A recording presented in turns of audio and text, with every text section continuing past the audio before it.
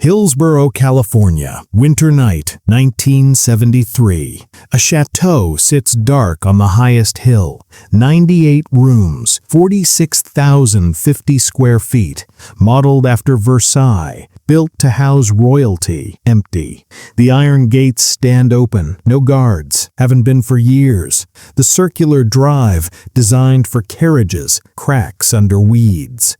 Tall windows, 318 of them, stare vacant, some broken, some just black. Inside, the grand staircase climbs 3 stories to darkness, carved limestone walls, parquet floors warped by water. The ballroom where socialites once danced now echoes with dripping. In the basement, the white glass tile kitchen, state-of-the-art in 1916, sits under 2 feet of standing water. Rats nest in the Delftware pantry. And upstairs, in Harriett's bedroom, the room with the balcony overlooking French gardens, a single light burns. No electricity, no generator, just light. This is Carolands, built in 1916 by one of America's richest heiresses to excite the wonder and admiration of the nation. She spent over $1 million, $30 million today, on a palace meant to last centuries. 1 year later, she closed the doors, walked away, didn't return for a decade. For 25 years, it stood abandoned, empty, forgotten. America's Versailles left to rot. But here's the question that haunts Hillsborough. Did Harriett abandon the house? Or did something in the house drive her out? And the darker question, if you build a monument to beauty and leave it to die, does the beauty forgive you or does it wait? If you're ready for a deep investigation into one of America's most mysterious Gilded Age palaces, where documented scandal meets unexplained phenomena, please like, subscribe, and tell me in the comments which forgotten mansion we should explore next. Let's begin. 565 Remillard Drive, Hillsborough, California. The house still stands, restored now, pristine. The iron gates are closed, private property, no tours. Well, technically tours. Wednesdays, by lottery, 2 hours. Maybe 50 people per year get inside. From the street, you see limestone walls, or what appears to be limestone but is actually concrete stucco, meticulously scored and sanded to mimic French stone. Steep slate roofs, tall chimneys, a dome on the west facade, distinctive, elegant, unmistakably French. The numbers tell the scale. 46,050 square feet across 4.5 floors, 98 rooms total. 9 bedroom suites for family and guests, each with private antechamber. 18th century period rooms purchased in Paris and installed intact. 5.83 acres remaining, originally 554 acres. Built 1913-1916. Cost over $1 million. Approximately $30 million today. Current appraisal, $130 million. The architecture is American Renaissance meets Beaux-Arts, the style of the Gilded Age, when American industrialists built European palaces to prove they'd arrived. Biltmore in North Carolina, the Breakers in Newport, Marble House, and on the West Coast, Filoli, the Huntington Mansions, and Carolands. Carolands was designed by Ernest Sanson, France's foremost architect of prestigious private houses. At 76, near the end of his career, he created plans inspired by François Mansart's 17th century designs and Louis XIV's court architecture. Sanson never visited California, worked entirely from photographs and surveys, drew plans in Paris, shipped them to San Francisco. The local architect was Willis Polk, a giant of Bay Area architecture in his own right. Polk's job? Execute Sanson's vision faithfully. No creative liberty, just engineering and construction management. The landscape architect, Achille Duchesne, France's leading garden designer. His work was inspired by André Le Nôtre, who designed Versailles gardens. Duchesne planned miles of roadways, thousands of trees and shrubs, fountains, statuary. Only a fraction was ever built. Why? Because 1 year after moving in, Harriett Pullman Carolan, the woman who built this palace, left, separated from her husband, closed the house, and it sat. Not months, not a few years, decades. In 1947, 25 years after closing, Life magazine published photos from a charity event held at Carolands. The article described the house as abandoned for 25 years. Plumbing didn't work. Charity organizers brought fire hoses for water. Electricity was dead. Portable generators and floodlights were hauled in. Guests walked through rooms where plaster had fallen, where water stains mapped years of leaks, where chandeliers hung crooked, crystals missing. The grand staircase, Italian marble, hand-carved balustrades, was filthy. The Bordeaux salon, an entire 18th century room transported from France, was coated in dust. One guest later wrote, "It felt like a mausoleum, beautiful, dead." Why did Harriett leave? Why spend a fortune, years of planning, an entire vision, then abandon it after 12 months? The official story, marital problems. Harriett separated from her husband in 1917. The house held too many memories. But whispers suggested something else. Servants who'd worked there spoke of tension, of Harriett growing increasingly uncomfortable, of her insisting that doors remain open, lights stay on, of her saying, though this is unverified, "This house doesn't want me here." Folklore? Probably. Wealthy women of that era didn't discuss personal feelings publicly. Any quote attributed to Harriett is suspect. But the fact remains, she built a palace, used it for 1 year, then fled, and the house sat, waiting. Through the 1920s, 30s, 40s, empty. Through the Depression, when mansions across America were demolished because no one could afford upkeep. Through World War II, when the government considered buying it as a Western White House, they declined. Twice. The house survived, not because anyone wanted it, but because no one could figure out what to do with it. Too big for a family, too expensive to maintain, too grand to demolish, though that was attempted multiple times. Carolands became a problem, an architectural masterpiece with no purpose, a monument to an era that had ended. And if the stories are true, if places can hold energy, memory, intention, then Carolands spent those decades doing what abandoned places do, waiting, remembering, growing strange. To understand why, you need to understand the woman who built it. Harriett Pullman Carolan, daughter of George Pullman, one of Chicago's wealthiest men, inventor of the Palace Railway car, a woman born into Gilded Age excess who tried to build a monument to refinement and left behind a mystery. To understand Carolands, start with Harriett. Harriett Marie Harriett Pullman, born 1869, Chicago, Illinois.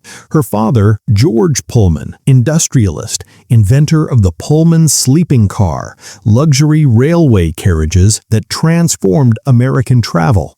By the 1880s, Pullman's company was massive, thousands of employees. A company town, Pullman, Illinois, built entirely to house workers. George Pullman was one of Chicago's wealthiest and most powerful men. He was also one of its most hated. In 1894, 2 years after Harriett's marriage, the Pullman strike erupted. Workers, facing wage cuts while rents in the company town remained high, walked out. Federal troops were called in. Violence followed. Dozens died. The strike broke George Pullman's reputation. He died in 1997, 3 years later, reportedly broken by the public hatred. His funeral required armed guards. His body was buried in a lead-lined casket inside a steel-reinforced concrete vault, allegedly to prevent vandalism by angry workers. Harriett grew up in this world, luxury funded by labor unrest, mansions built while workers starved, the contradictions of the Gilded Age embodied. studied. In 1892, at age 23, Harriett married Francis J. Carolan, San Francisco native, wealthy family. The marriage united two fortunes and moved Harriett permanently to California. For 20 years, they lived conventionally. San Francisco society, charity work, children. They had 4, though sources conflict on exact numbers and fates. Then, in 1912, Harriett decided to build. She purchased 554 acres in Hillsborough, a rural area south of San Francisco, slowly becoming an enclave for the wealthy. The land sat on the peninsula's highest hill, offering views of the San Francisco Bay and surrounding mountains. Why build? Multiple factors. Pride. Harriett wanted something extraordinary, a house that would excite the wonder and admiration of America. Not just wealth, art, culture, refinement. Competition. Her Gilded Age peers were building. Vanderbilt's had Biltmore, the Breakers, Marble House. On the West Coast, others were constructing Filoli, the Huntington estates. Harriett wanted her place among them. Control. As a married woman, Harriett's legal rights were limited, but with her father's inheritance, she was the primary heir. She had financial independence. Building Carolands was an act of autonomy. Her house, her vision. Escape. This is speculative, but contemporary accounts suggest tension in the Carolan marriage. Frank was charming, sociable, possibly unfaithful. Harriett was reserved, cultured, increasingly isolated. Building a private palace away from San Francisco society offered retreat. She commissioned Ernest Sanson in Paris, traveled there multiple times, purchased 3 entire 18th century rooms, paneling, floors, ceilings, everything, from French chateaux being dismantled. Worked with Sanson on every detail. The design was ambitious. Not just a house, a complete estate. Formal gardens, terraces, fountains, miles of carriage roads, orchards, a farm, self-sustaining grandeur. Achille Duchesne, the landscape architect, arrived in San Francisco in 1912 to begin laying out the gardens. His original plan was extravagant. Miles of designed landscapes, thousands of specimens, water features throughout. Only a fraction was ever built. Why? Cost and time. And perhaps because Harriett's vision was already shifting. Construction began in earnest in 1914. Willis Polk managed the work. The structure would be reinforced concrete, modern, earthquake-resistant, important in California. The exterior, brick covered with concrete stucco, meticulously finished to resemble natural limestone. Why fake the limestone? Cost and weight. Real limestone from France would have been prohibitively expensive to ship, and California's seismic activity made lighter materials preferable. But the deception was masterful. Even today, from a distance, Carolands looks like imported French stone. Inside, no expense was spared. Those 3 18th century rooms Harriett bought in Paris, the Bordeaux salon, the dining room paneling, ornamental elements, were installed intact. White glass tiles, custom made for the kitchen walls and ceiling. Modern systems, electricity throughout, service elevator, central heating, telephones, cutting-edge technology wrapped in 17th century aesthetics. The workforce, hundreds of men, Italian stonemasons, French craftsmen for the period rooms, local laborers for grading, concrete work, landscaping. They worked for 4 years, 1913 to late 1916. The cost, over $1 million. In 1916 dollars, roughly $30 million today, possibly more. Exact figures weren't published. And in late 1916, it was ready. Harriett and Frank moved in with their staff. The house employed dozens, maids, footmen, cooks, gardeners, chauffeurs, maintenance workers, a private world, a kingdom. For 1 year, Carolands functioned as intended. Harriett hosted dinners, small gatherings. She wasn't Newport-level extravagant. Cultured evenings, music in the ballroom, discussions in the library. Frank played host, charming, sociable, perhaps too much so. Then in 1917, they separated. The reasons were never made fully public. Divorce among the Gilded Age elite was scandalous. You separated quietly, maintained appearances. But whispers suggested infidelity, financial disagreements, personality incompatibility. Whatever the cause, Harriett closed Carolands in 1918, moved to New York, took some furniture, left the rest. Frank remained in California but didn't live at Carolands. He died in 1923, 6 years after the separation, cause unrecorded. And Harriett, she remarried in 1925, Colonel Arthur Schermerhorn, occasionally visited Carolands but never truly reopened it.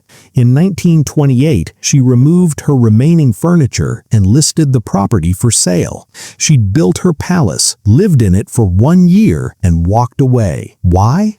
The official explanation: marital breakdown, painful memories, a house built for a partnership that failed. But there's another explanation, one that's harder to verify but persistently whispered. The house felt wrong.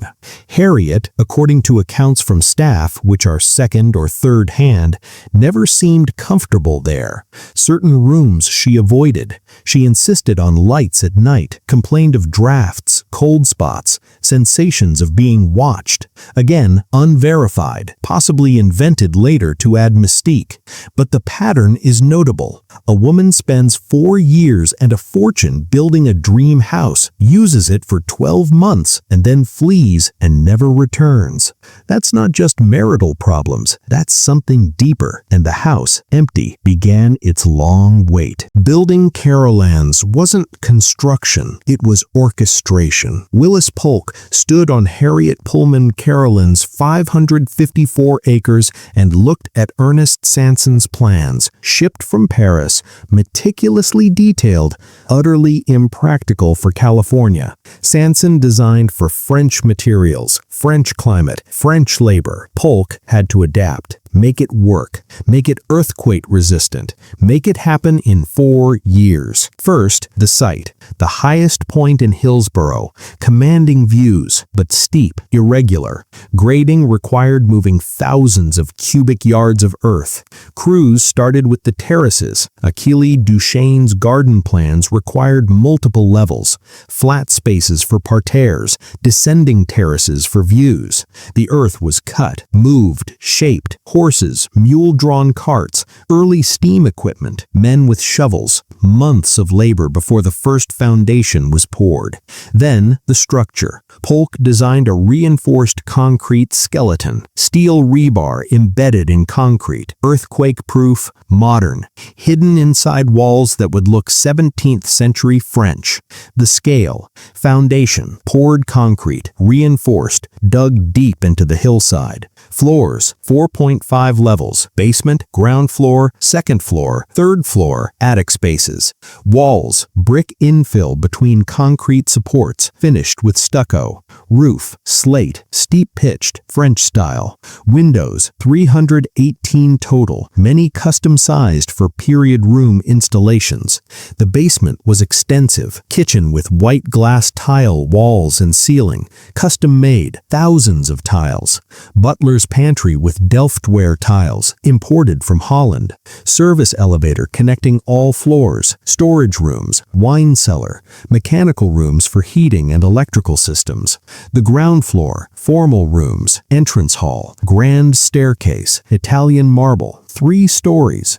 Bordeaux salon, an entire 18th century room from France.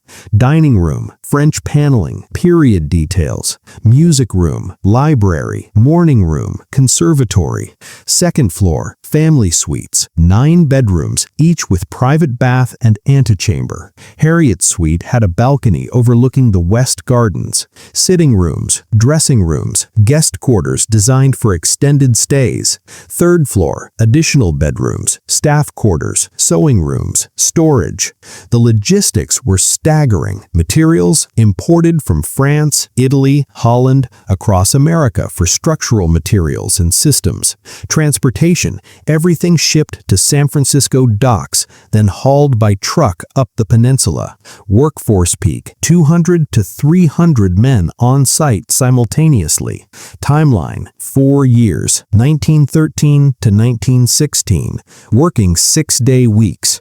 The human cost is harder to quantify. No comprehensive records survive of workers' names, wages, injuries, or deaths. But we can estimate. Construction in 1913 to 1916 was dangerous. No OSHA, minimal safety standards. Men worked at heights without harnesses, handled heavy materials with primitive equipment, operated early power tools without guards. Injuries were routine: broken bones from falls, crushed limbs from moving materials, burns from concrete or machinery, respiratory damage from dust and fumes. Deaths? Probably. Large projects always had casualties, but no records confirm specifics. What we know is the men were paid. Skilled craftsmen, Italian stonemasons, French artisans earned premium wages. Local laborers earned less, but still above standard rates for the era. Harriett, whatever her faults, paid fairly. But fair pay doesn't eliminate risk. The men who built Carolands traded time, health, and safety for wages. Some finished the job and moved on, others didn't. Their names aren't carved in the limestone, aren't recorded in the entrance hall. When you tour Carolands today, if you're one of the lucky few, no plaques honor the Italian mason who set 10,000 bricks, or the carpenter who installed the French paneling, or the laborer who graded the terraces. Invisible hands built beauty were forgotten. This pattern repeats across Gilded Age estates. The wealthy get monuments. The workers get what? Paychecks, maybe, if they lived. And in Carolan's case, they built something that the owner used for 1 year. Imagine, you spend 4 years, 1,000 plus days building a palace. You pour concrete in rain, set bricks in summer heat, install marble by hand. Your back aches, your hands bleed, your lungs fill with dust. And when it's done, when you've created something magnificent, the owner moves in and leaves 12 months later. Was it worth it? For the workers, probably not. They built a monument to someone else's vanity, then scattered to the next job. For Harriett, unclear. She got her palace, but it didn't make her happy. For California, yes, Carolands endures. It's a California historical landmark, National Register of Historic Places, a masterpiece of Beaux-Arts architecture. But that preservation came later, much later. First, the house had to survive decades of abandonment, of owners who didn't want it, of proposals to demolish it. And, if the stories are true, it had to survive something else, the sense, persistent and unexplained, that Carolands doesn't like being empty. Late 1916, Carolands is complete. The last workers leave. The scaffolding comes down. The grounds, though not fully landscaped to Duchesne's vision, are presentable. The house stands ready. Harriett and Frank Carolan move in with their staff. The machinery of a Gilded Age household begins. The staff roster was extensive. Butler managed household operations. Housekeeper supervised cleaning and maintenance. Cook and kitchen staff prepared meals for family and staff. Footmen served meals, answered doors, general service. Ladies' maids attended to Harriett and female guests. Valets attended to Frank and male guests. Laundresses washed linens, clothing. Groundskeepers maintained gardens, lawns. Chauffeurs drove automobiles. Engineers maintained heating and electrical systems. Total staff, probably 30 to 50 people, living on site or nearby. A private village. Daily operations ran on strict schedule. Fires lit before dawn. Breakfast prepared by 7 a.m. Cleaning, laundry, maintenance, constant. Gardens tended. Automobiles washed. Every detail managed so the family lived in effortless comfort. Harriett entertained, but not extravagantly. She wasn't hosting 300 guest dressed balls like Newport Society. Her gatherings were smaller, cultured, dinners for 20, afternoon teas, musical evenings in the ballroom, chamber groups, soloists. She was building a different kind of status, not spectacle, refinement, proof that she had taste, culture, European sophistication. Frank played his role, charming host, bon vivant. He enjoyed the social aspects more than Harriett. She preferred quieter pursuits, reading in the library, walking the gardens, corresponding with artists and musicians. Tension grew, subtle at first. Frank's absences, late nights in San Francisco, Harriet's increasing time alone. Staff noticed, whispered, but discretion was absolute. A servant who gossiped lost their position. So publicly, everything seemed fine. Then, in 1917, less than 1 year after moving in, Harriett and Frank separated. The details were never publicized. Separation, not divorce. Keeping up appearances. But the result was clear. The marriage failed. Harriett left, not immediately to New York. That came later. First, she simply stopped using the house. In 1918, Carolands was closed, staff dismissed, furniture covered, utilities reduced to minimum. The house entered hibernation. Frank didn't move in. He stayed in San Francisco, visited occasionally, but never made Carolands his residence. Why not? The house was his too. Legally, he had rights. But he didn't want it, called it Harriet's folly. Too big, too isolated, too much. He died in 1923, 5 years after the separation. Cause of death? Not recorded. No scandal. He simply died. And Harriett? She moved to New York, maintained social connections. Remarried in 1925, Colonel Arthur Shermanhorn, a military man, respectable. They occasionally visited Carolands, but never reopened it fully. In 1928, Harriett removed her furniture and listed the property for sale. She'd built Carolands to excite the wonder and admiration of America. Instead, it became her burden, a monument to a failed marriage, a palace she couldn't sell and couldn't bear to occupy.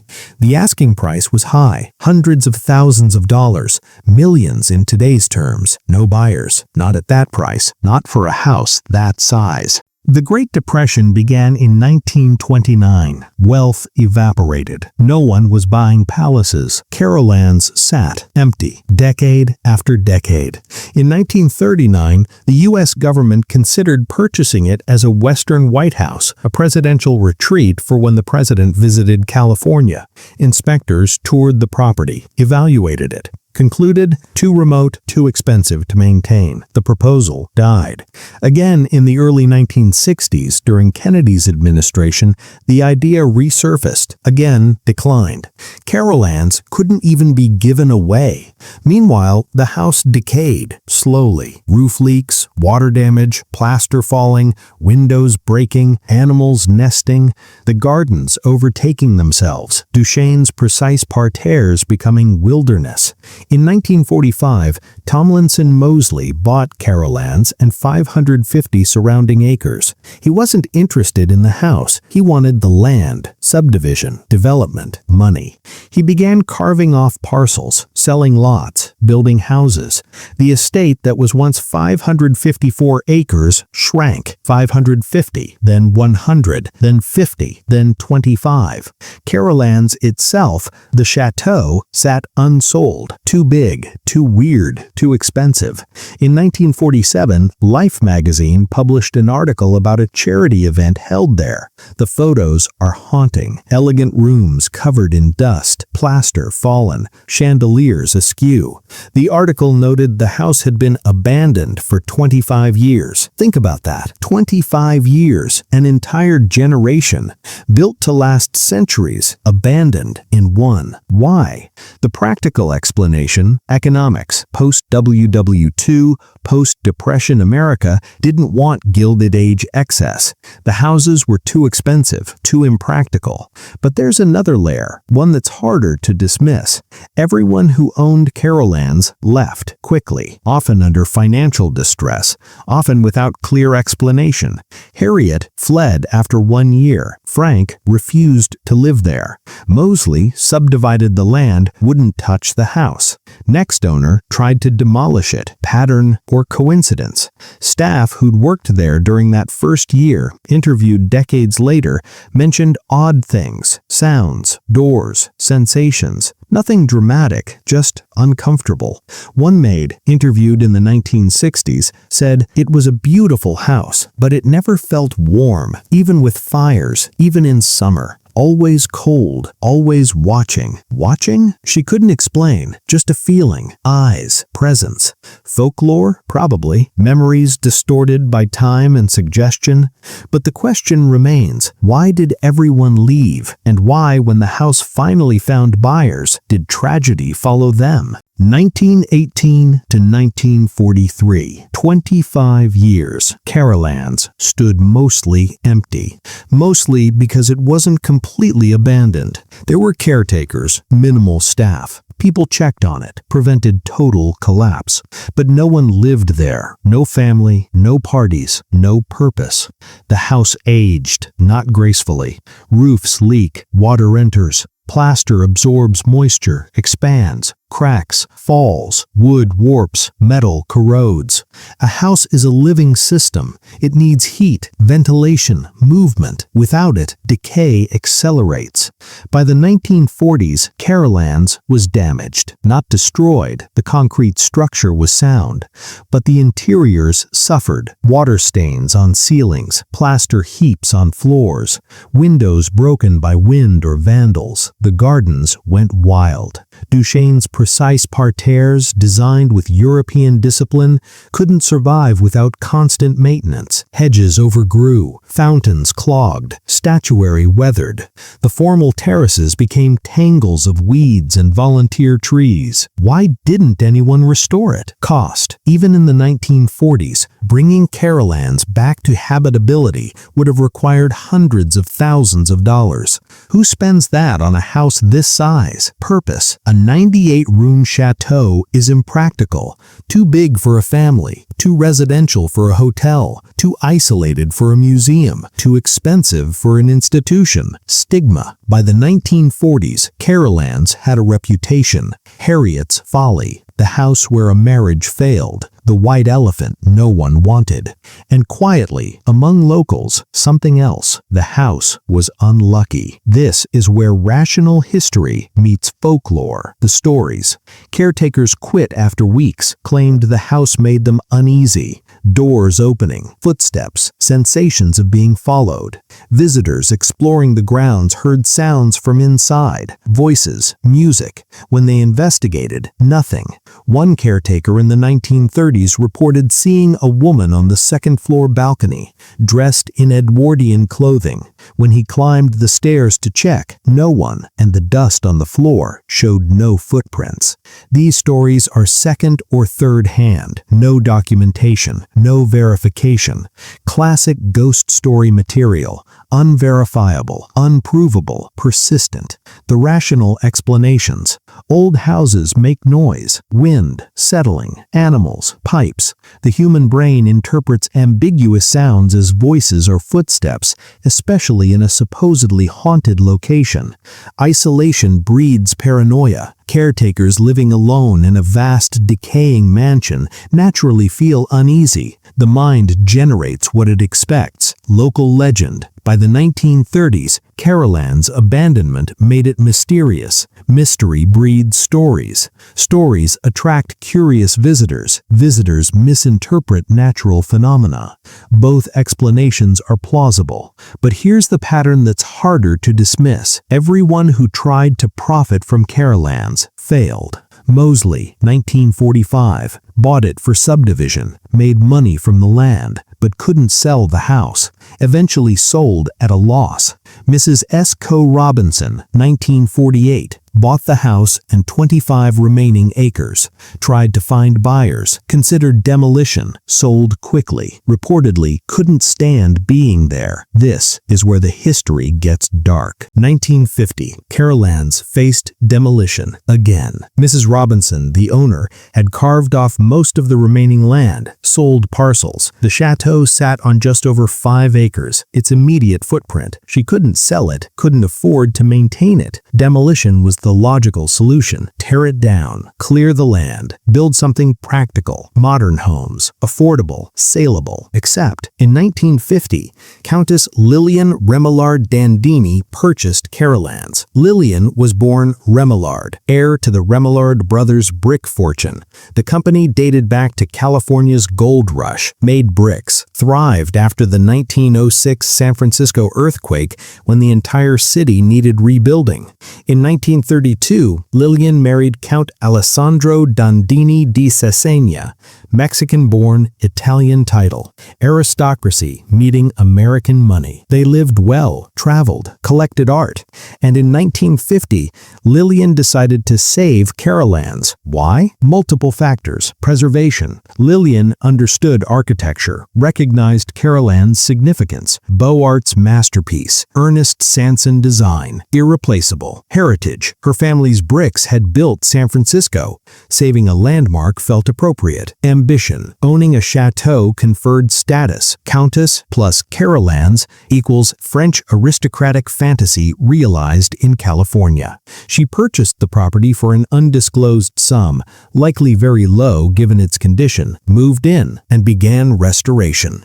Not comprehensive restoration, she couldn't afford that, but stabilization, roof repairs, plumbing fixes, electrical updates, making the house habitable. For 23 years, 1950 to 1973, Lillian lived at Carolands. She entertained frequently, hosted charity events, opened the house to San Francisco's French community, invited French students annually for cultural events. She made Carolands a cultural center, exactly what Harriett had envisioned. Refined, European, educational. The town of Burlingame gave her Woman of the Year for her generosity in sharing the house. But Lillian was aging and running out of money. Maintaining Carolands required constant funds, heating a 98-room chateau, staffing, repairs, taxes, insurance. The costs never stopped. Lillian's fortune, while substantial, wasn't infinite. By the late 1960s, she struggled, deferred maintenance, closed off sections, cut staff. In 1973, Countess Lillian Remillard Dandini died. Her will: she left Carolands to the town of Hillsborough. Proposed use: French and Italian musical, artistic, and literary center, a permanent cultural institution. She couldn't include an endowment. The money was gone. Hillsborough declined the gift. Reason? The proposed use was inconsistent with the town's charter, and the town couldn't afford maintenance, estimated at hundreds of thousands annually. So Carolands, again, faced demolition. This time, it seemed inevitable. Lillian was dead. No heir wanted it. The town refused it. No buyer appeared. The house would fall. Except, in 1975, two things happened. Carolands was added to the California Historical Landmarks List, CHL 886. It was added to the National Register of Historic Places, NRHP 7500478. These designations provided legal protection. Demolition wasn't impossible, but much harder, required approvals, reviews, public hearings. It bought time, but time without money just means slower death. Through the late 1970s and early 1980s, Carolands cycled through owners. Each tried something different. Each failed. 1976, Dr. Selwyn McCabe won the house in probate auction. Declined to purchase, deferred to next bidder, Rose Franks. 1979, Franks lost the house to George I. Benny. 1982, Benny lost it to foreclosure after conviction for conspiring to defraud institutional lenders. Pattern again. Everyone who touched Carolands lost it, financially, criminally, disastrously. And during this period, the early 1980s, Carolands became something else, a crime scene. 1982, Carolands stood empty again, foreclosed, unloved. The property was tangled in legal disputes. No clear owner, no security. Local teenagers knew. They'd heard the stories. Abandoned mansion, 98 rooms, unlocked doors. Irresistible. They explored, climbed through broken windows, walked the grand staircase, tagged walls with graffiti, partied in the ballroom, took photos. It was an open secret. Everyone in Hillsborough High School knew about Carolands, including the adults. In 1982, adult filmmakers gained access, produced a pornographic film there, All American Girls, shot in the chateau's decaying elegance, marble staircase, period rooms, fountains. The juxtaposition, high culture meets explicit content, was deliberate provocation. The film crew left. Teenagers returned. Then in 1985, David Allen Rayleigh became security guard at Carolands. Rayleigh was 21, aspiring police officer, obsessed with law enforcement, collected police memorabilia, frequented police stations, tried and failed to join the force. He settled for private security. His job? Patrol Carolands, keep trespassers out. But Rayleigh didn't keep them out. He invited them in. Specifically, he invited girls. He told coworkers teenagers wanted to see inside. He let them, for bribes, cash usually. He said, "I only let girls in." The phrase haunts. February 4th, 1985, Monday, afternoon. Two high school girls, 16 years old, names withheld for privacy, approached Carolands. They'd heard about it, wanted to see inside. Rayleigh met them at the gate, offered a tour. They agreed. He walked them through the house, showed them rooms, talked about the history, seemed friendly. Then he led them outside, down into a ravine near the property edge, remote, hidden. There, he attacked them. They climbed out of the ravine, flagged down a passing motorist on the road below, got help. One girl survived. The other, despite emergency surgery, blood transfusions, weeks in ICU, died of her wounds. Rayleigh was arrested, charged with murder, attempted murder, sexual assault. The trial revealed his pattern.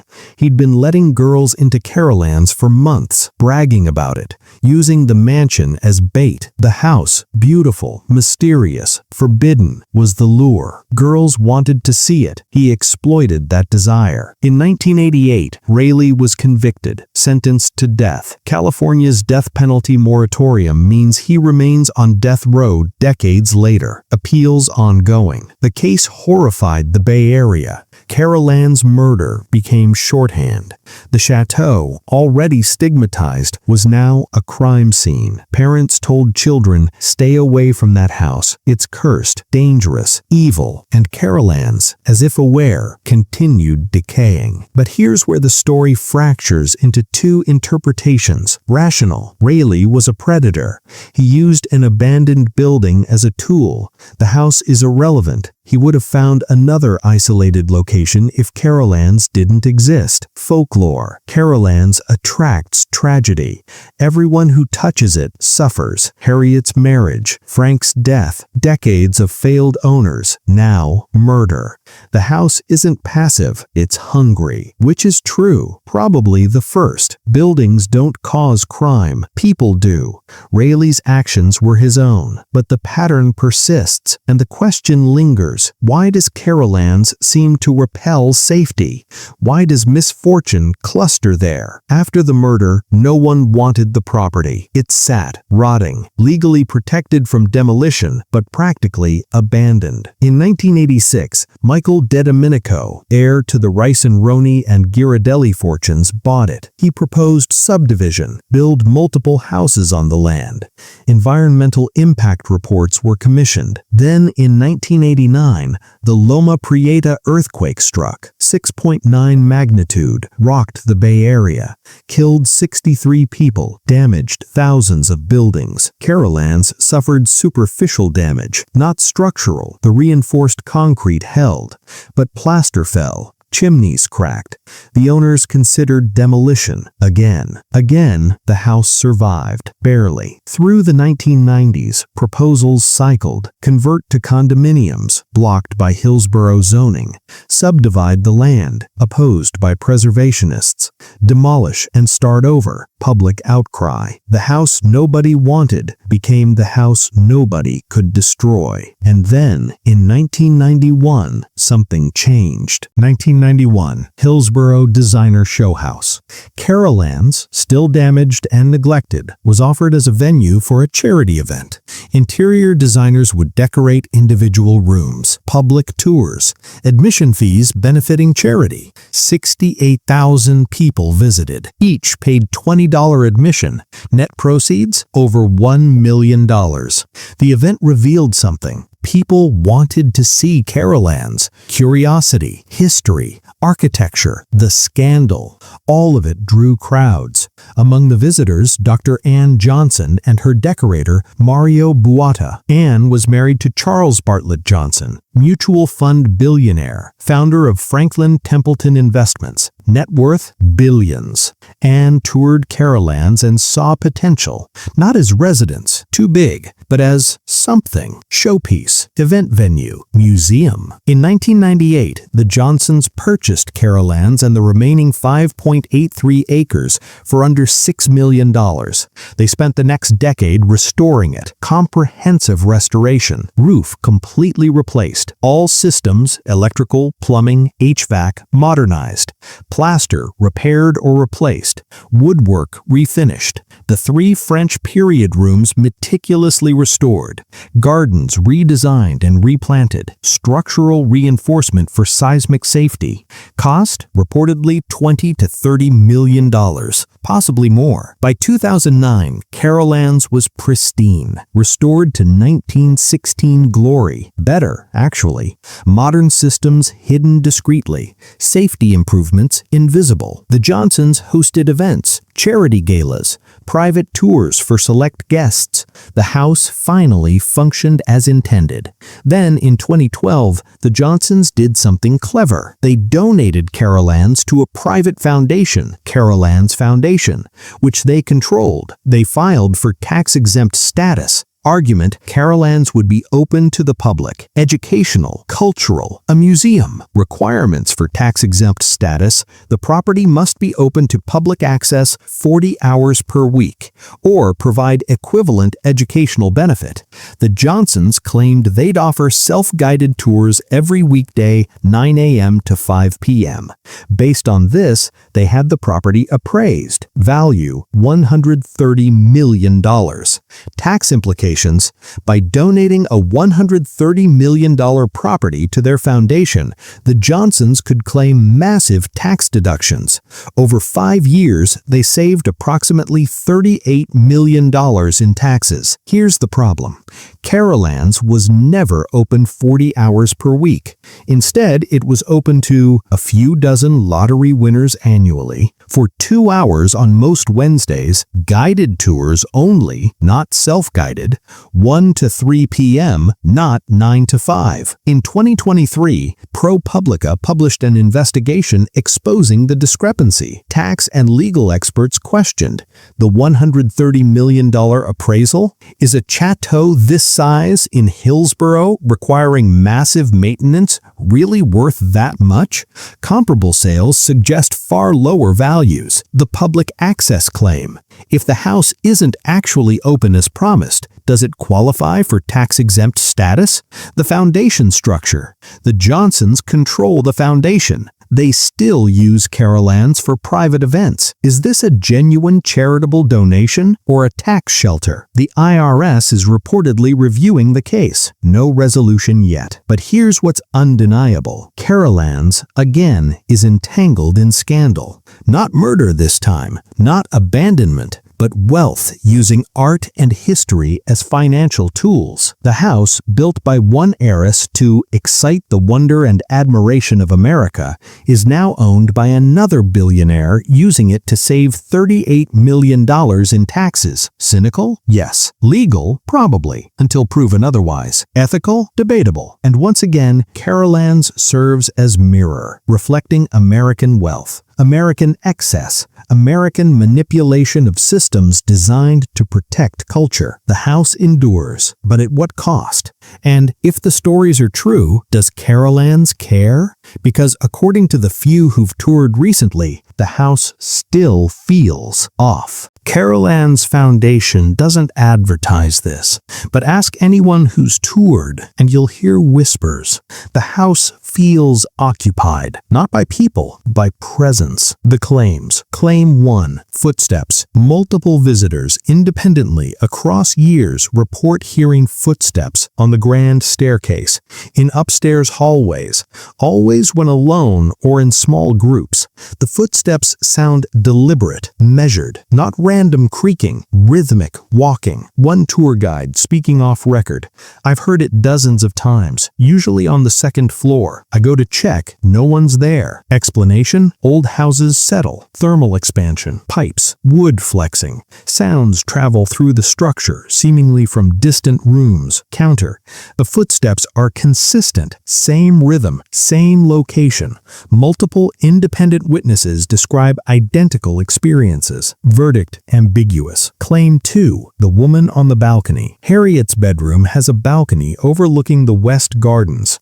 Multiple people, staff, visitors, neighbors report seeing a woman there. Descriptions match. Edwardian dress, hair up, standing still, looking out. When approached, either by climbing to the room or calling out, she's gone. One neighbor in 2005. I saw her 3 times, always at dusk, same spot, same dress. I thought someone was restaging historical photos, but the house was closed. No one had access. Explanation? Pareidolia, seeing human figures in shadows or curtains, tricks of light through windows, the brain filling in details that match expectations. Counter. The descriptions are remarkably consistent, and sightings occur when the house is confirmed empty. Verdict ambiguous, leaning skeptical. Claim 3. Cold spots. Specific rooms feel dramatically colder than others. Not subtle, not draft-related. 10 to 15 degrees colder. In rooms with closed windows, modern HVAC, no obvious cause. Most frequently reported, Harriett's bedroom, the Bordeaux salon, a small second-floor sitting room, one contractor during 2000's restoration.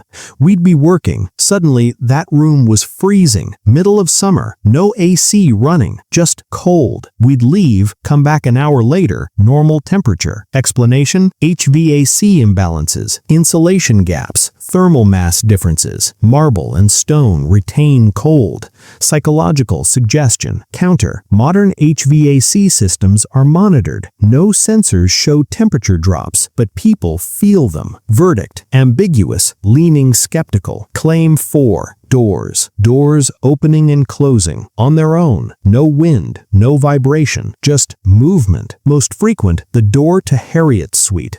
Staff report finding it open when they'd locked it closed, locking it again, returning to find it open. Security cameras show nothing. The door doesn't open on camera, but when staff arrive, it's open. Explanation? Faulty locks, warped frames, air pressure changes, someone forgetting whether they locked it. Counter. Locks have been replaced multiple times. Problem persists. Verdict ambiguous. Claim 5. The music room. The room where Harriett played piano. Visitors report hearing music, faint, classical, piano. When investigated, silence. One visitor in 2018. I was alone on the ground floor, heard piano clearly, Chopin, I think. Followed the sound to the music room. Nothing. No speakers, no instruments. but I heard it. Explanation? Acoustics, sound traveling from outside or neighboring rooms.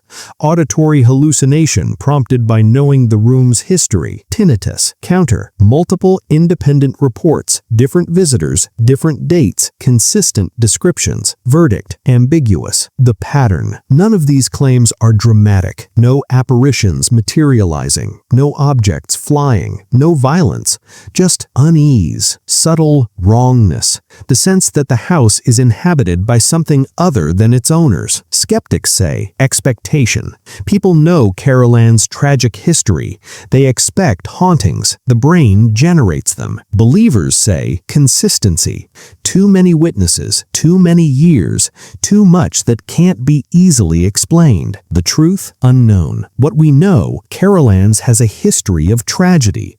Harriett's abandonment, failed marriages, financial ruin from multiple owners, murder, a century of misfortune. If places can absorb trauma, if energy lingers, then Carolan's should be saturated. But should be doesn't mean is. Maybe the house is just a house, beautiful, historic, architecturally significant, and the stories are just stories. Or maybe Harriett never really left. Maybe she's still there, on that balcony, looking out at gardens that no longer match Duchesne's plan, waiting for the house to fulfill its purpose, to become what she envisioned. And maybe that's why no one stays, why every owner leaves, why even billionaires with infinite resources don't live there, because the house doesn't want owners. It wants Harriett, and she's gone. You decide.